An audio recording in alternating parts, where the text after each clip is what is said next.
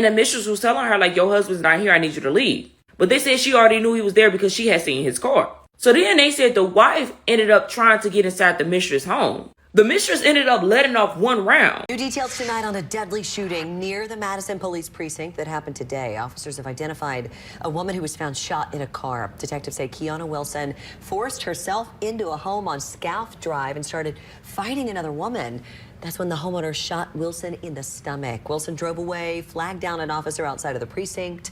She later died at the hospital. So far, no charges have been filed. A woman sits slumped in the driver's seat, blood soaking through her shirt.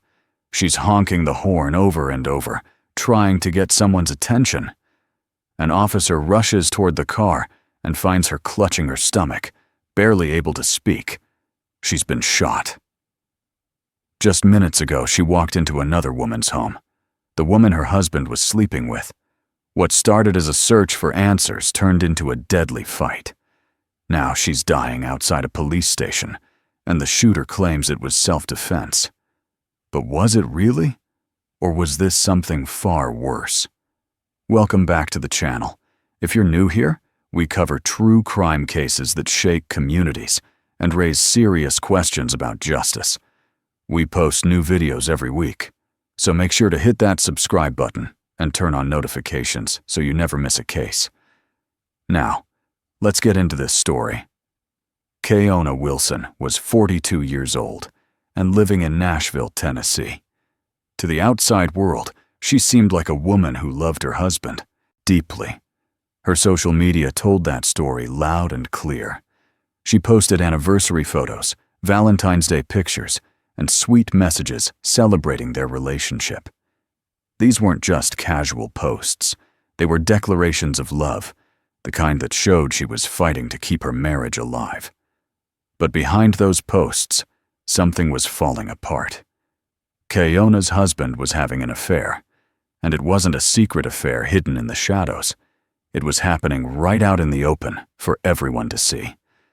The other woman was named Kiosha Greer, and she was 42 years old, the same age as Kiana. Greer didn't try to hide the relationship either. In fact, she was bold about it. In December 2024, just 45 days before Kiana's 43rd birthday, Greer left a comment on Kiana's husband's social media post. The comment said, "Happy birthday, hot boy." It was public. Anyone could see it, including Kiana. That comment wasn't just flirty, it was disrespectful. It was a slap in the face to a wife who was still posting about loving her husband. Think about that for a second. While Kiana was sharing anniversary tributes and couple photos, her husband's mistress was openly flirting with him online. The humiliation wasn't private. It was there for friends, family, and strangers to witness. Kiana wasn't blind to what was happening. She knew about the affair, and she was trying to save her marriage. Friends and family say she was doing everything she could to fix things, to bring her husband back. But the more she tried, the more public the betrayal became. Social media became a painful record of her heartbreak. On one hand, there were her posts, full of hope and love. On the other hand, there was evidence of her husband's relationship with Greer, playing out for the world to see. The contrast was heartbreaking. By the summer of 2025, Kiana was at a breaking point. She had spent months watching her marriage crumble, while another woman openly claimed her husband. The emotional toll was massive. She wasn't just dealing with betrayal, she was dealing with public humiliation. And on August 25th, 2025, that pain would drive her to make a decision that would cost her everything. She decided to confront the woman who had destroyed her marriage. She was going to get answers, no matter what it took. Now let's talk about Kiosha Greer, the woman at the center of this affair. Greer was 42 years old and living in Nashville. She was in a relationship with Kiana's husband, and as we've already seen, she wasn't shy about it. But there's something else you need to know about Kiosha Greer, something that makes this story even more complicated. Greer had a violent past. Back in 2003, more than 20 years before this incident, Greer was charged with attempted first-degree murder. That's one of the most serious charges you can face. The details of that case aren't fully public, but what we do know is that the charge was eventually reduced to aggravated assault with a deadly weapon. That's still a serious crime. It means she used a weapon to hurt someone badly. Greer was convicted and sentenced to 6 months in prison. After her release, she violated her probation, which added more time to her sentence. This wasn't just a one-time mistake. It was a pattern of behavior that showed she had a history of violence and using weapons. Fast forward to 2024, and Greer was now involved with a married man. The affair had been going on for months, maybe longer. By December 2024, she was comfortable enough to leave that "happy birthday hot boy" comment on his social media, knowing full well that his wife could see it. The affair wasn't just about romance. It was a power move. Greer wasn't hiding in the background. She was making her presence known. And Keona was watching it all happen. By the summer of 2025, the tension between these two women had reached a boiling point. Keona was desperate to save her marriage. Greer was openly involved with Keona's husband, and somewhere in the middle of all this was a man who seemed perfectly fine, letting two women fight over him. The stage was set for a confrontation. Two women, both 42 years old, both connected to the same man. One was fighting to hold on to her marriage. The other had a violent past and wasn't backing down. Something had to give. And on August 25th, 2025, it did. August 25th, 2025, started like any other day in Nashville. But for Keona Wilson, this would be the last morning of her life. Keona woke up that day with one thing on her mind: finding her husband. She knew where he was. She knew who he was with. And she had decided that enough was enough. She was going to confront Keosha Greer face to face. That morning, Keona got in her car and drove to Greer's home on Scalf Drive. When she arrived, she looked around the property. And there it was, her husband's car, parked behind Greer's house. Seeing that car confirmed everything. He was inside with his mistress. But Keona didn't just walk away. Instead, she did something calculated. She pulled out her own copy of the car key, the key to her husband's vehicle, and used it to move the car from the back of the house to the front. She wanted everyone to see it. She wanted it to be undeniable that he was there. With the car now sitting in plain view, Keona walked up to the front door and knocked. Inside the house, Keosha Greer saw her. Greer had a home surveillance system with cameras that showed who was at the door. She could see Keona standing there, waiting. But Greer didn't open the door. Instead, she used the surveillance system's speaker to talk to Keona from inside the house. What happened next was a heated argument. Two women yelling at each other through a speaker system. Keona demanded to know if her husband was inside. Greer denied it, even though his car was parked right in front of the house. The argument got louder. The tension got thicker. Both women were angry, and neither was backing down. Then, according to police reports, Keona tried to force her way into the house. That's when Greer fired the first shot. The bullet went straight through the storm door, the outer door that protects the main entrance. Keona wasn't hit. The shot missed her. But it was a clear warning. Greer was armed, and she was willing to use that gun. Most people would have run at that point. Most people would have called the police and left. But Keona didn't leave. Despite the gunshot, despite the danger, she pushed forward and got inside the house. Now, here's where things get murky. Police reports say Keona forced her way in. But Keona's family tells a different story. They say Greer opened the door herself. They claim they have surveillance video that proves it. Video that Greer herself uploaded online. According to the family, the footage shows that Greer voluntarily let Keona inside before shooting her. We don't know for sure what really happened in those moments.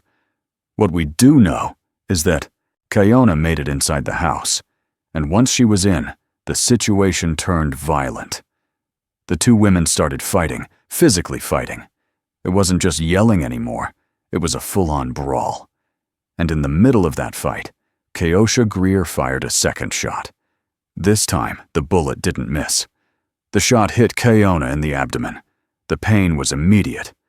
Blood started pouring from the wound. Kayona knew she was in serious trouble. She had to get out of there. She had to get help. Somehow, despite being shot, Kayona managed to leave the house. She stumbled back to her husband's car, the same car she had moved to the front of the house just minutes earlier. She got in the driver's seat, started the engine, and drove. But she didn't go far. Before we continue, let me ask you this. What would you have done in this situation? If you found out your partner was cheating, would you confront the other person? Or would you walk away? Drop your thoughts in the comments below. Kayona was bleeding badly.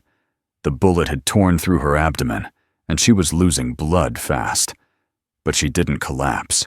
She didn't give up. She had one goal: get to the police. She drove her husband's car through the streets of Nashville, clutching her stomach with one hand and gripping the steering wheel with the other. The pain must have been unbearable. Every second that passed, she was getting weaker. But she kept going. She knew exactly where she needed to go: the Madison precinct, the local police station. It wasn't far from Greer's house, just a short drive.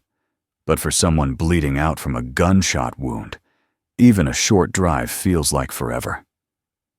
When Kayona finally reached the precinct, she couldn't make it inside. She pulled up outside the building, still in the driver's seat, and started honking the horn. She was honking over and over, desperately trying to get someone's attention. An officer heard the noise and rushed outside. What he saw was horrifying. Kayona was slumped over, in the car, covered in blood. She was barely conscious, struggling to speak. The officer immediately called for an ambulance. Paramedics arrived within minutes. They pulled Kayona out of the car and started working on her right there. They could see how serious the wound was. She had been shot in the stomach, and the bleeding was severe. They loaded her into the ambulance and rushed her to Skyline Medical Center, one of the main hospitals in Nashville. Doctors and nurses did everything they could to save her. They worked on her for hours, trying to stop the bleeding, trying to repair the damage. But the bullet had caused too much harm. Her injuries were too severe.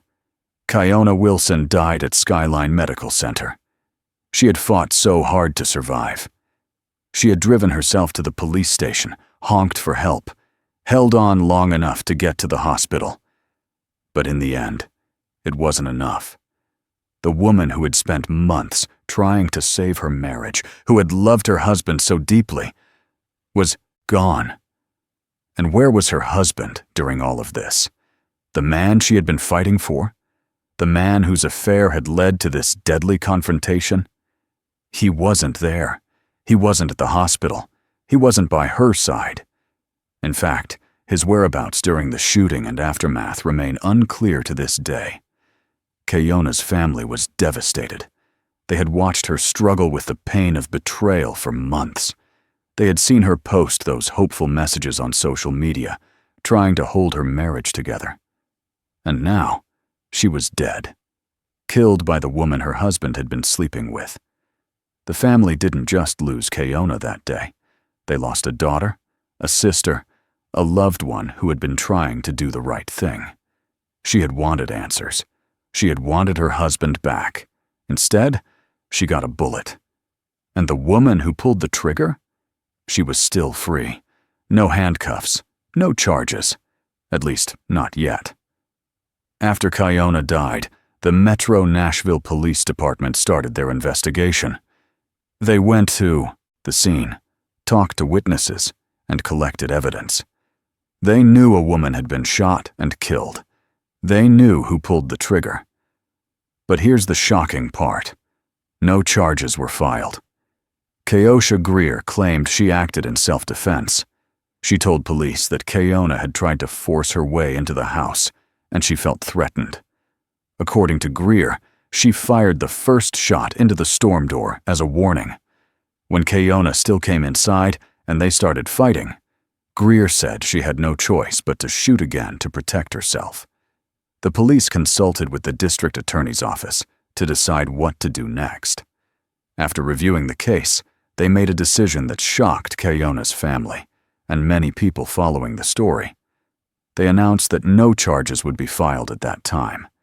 They said the investigation was ongoing and that a final decision about possible charges would come later. But for Keona's family, that wasn't good enough. They were furious. To them, this wasn't self-defense, it was murder. They believed Greer had killed Keona in cold blood, and they couldn't understand why she was walking free.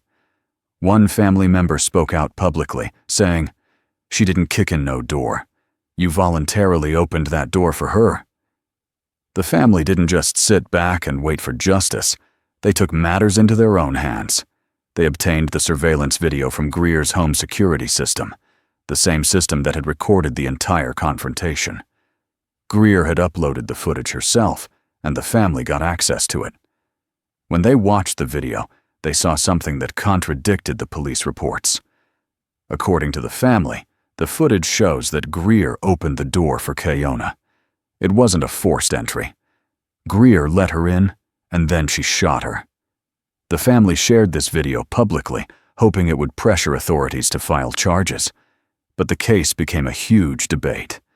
Some people sided with Greer, saying she had every right to defend her home. They pointed to Tennessee's Stand Your Ground laws, which allow people to use deadly force if they feel threatened in their own home. They argued that Keona shouldn't have gone to Greer's house in the first place. Others sided with Keona's family. They pointed to Greer's violent past, the 2003 attempted murder charge, the aggravated assault conviction. They said Greer was a dangerous person with a history of using weapons, and this wasn't self-defense. It was murder. The public was split. Social media exploded with arguments on both sides. Some called Keona a victim of betrayal and violence. Others called her an aggressor who paid the price for breaking into someone's home. And through it all, Keosha Greer remained free, and Keona's family kept fighting for answers. Now let's talk about the person who started all of this, Keona's husband. His name has never been publicly released in police reports or media coverage. But make no mistake, he is at the center of this tragedy. Without his affair, none of this would have happened. Keona would still be alive. Two women wouldn't have been fighting in a house on Scalf Drive. A family wouldn't be mourning. And yet, he's barely mentioned in the story.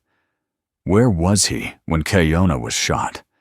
Where was he when she was bleeding out in the car, honking for help outside the police station? Where was he when doctors were trying to save her life at the hospital? We don't know. His whereabouts during the shooting and the aftermath remain unclear. He wasn't there to help his wife. He wasn't there to stop the fight. He simply wasn't there. But his presence was everywhere. His car was parked at Greer's house. His affair was the reason Keona showed up that morning. His betrayal was the fuel that led to the confrontation. Some people ask, should he be held accountable? Not legally, maybe. He didn't pull the trigger. He didn't break any laws. But morally, that's a different question. He was a married man having an affair. He allowed his mistress to publicly disrespect his wife on social media. He let two women fight over him while he stayed in the shadows. And when his wife died, because of the mess he created, he disappeared from the story completely. Keona fought for him. She died because of him. And he's nowhere to be found. This case raises some serious legal and social questions. And one of the biggest issues is Tennessee's Stand Your Ground law. In Tennessee, like in many other states, people have the right to defend themselves and their property. If someone breaks into your home and you feel threatened, You're legally allowed to use deadly force to protect yourself. You don't have to run away. You don't have to hide. You can stand your ground and fight back. That's the law Keosha Greer is using to justify shooting Keona. She claims Keona tried to force her way into the house, and she felt threatened. Under Tennessee law, if that's true, then Greer had the right to defend herself, even if it meant using a gun. But here's where it gets complicated. Keona's family says the surveillance video proves Greer opened the door voluntarily. If that's true, then it wasn't a break-in. It was an invitation. And if Greer let Keona inside, can she really claim self-defense? That's the question prosecutors will have to answer if they decide to file charges. Beyond the legal side, this case also highlights a bigger social issue. What happens when a wife confronts her husband's mistress? These situations happen more often than you might think. A betrayed spouse finds out about an affair and decides to confront the other person. Sometimes it's just words. Sometimes it turns physical. And in rare cases like this one, it turns deadly. The law doesn't care about emotions. It doesn't care that Keona was heartbroken. It doesn't care that she was humiliated on social media. It doesn't care that she was trying to save her marriage. All the law cares about is whether Greer had the right to shoot her. And that's why public opinion is so divided. Some people see Keona as a victim, a woman who was betrayed, humiliated, and then killed by the person who destroyed her marriage. Others see Greer as someone who had every right to protect herself from an angry woman trying to break into her home. Both sides have valid points, but only one side can be right in the eyes of the law. So here's my question for you. Do you think charges should be filed against Keosha Greer? Do you think this was self-defense, or do you think it was murder? Let us know your thoughts in the comments below. We want to hear from you. As of now, the investigation into Keona Wilson's death is still ongoing. No charges have been filed against Keosha Greer, but Keona's family hasn't given up. They continue to push for justice, sharing evidence, and speaking out publicly. They want the world to know that Keona was more than just a headline. She was a daughter, a loved one, and a woman who deserved better. Keona's memory lives on through her family and the people who knew her. They're determined to make sure her story isn't forgotten. We'll be following this case closely and bringing you updates as they happen. If you want to stay informed, make sure to subscribe to the channel and turn on notifications. We cover cases like this every week, and we're committed to bringing you the truth. Thanks for watching.